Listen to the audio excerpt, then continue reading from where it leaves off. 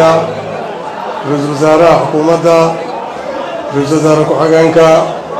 iyo gudoomiye ku-xigeenka aqalka sare iyo hogaamiyaha SSC dhammaan golaha wasiirada oo ugu horeeyo gudoomiyihii guddigani maalmaha xorriyadda taliyaasha ciidamada dhammaan guud ahaan assalaamu calaykum waraxmatullaahi wabarakaatuh iyo xildhibaanada labada aqal iyo bulshaweynta gobolka banaadir ee caawa halkan xaadirka ku ah baada fanaaniinta kala duwan iyo baada saxaafadaba salaan kadib waxaa runtii sharaf noo ah caawa inaan halkaani ku xafladayno oo aan kula qaybsanno dareenka bulshaweynta Soomaaliyeed maalmihii xorriyadda ay ugu soo horeyso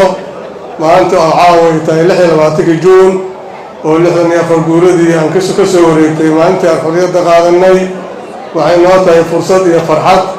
kelmadaha munaasabka u ahaa madaxda iskaleedayaa joogto marka sidaa darteed soo dhawaada halkaas anigu hadafkayga ama kelmadayga haddan waxay tahay inaan maadaama aqalkii dowladda hoose lagu qabanayo aniguna aan odageedii aan ahay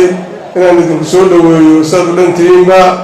ayaan rabnaa insha allahu ilaahayna guul iyo barwaaqo hanagu gaarsiiyo sanadkan sanadkiisa kale horumar iyo midnimo Soomaaliyeed insha allah ayaan alla ka baraynaa wasalaamu calaykum waraxmatullaahi wabarakaatuh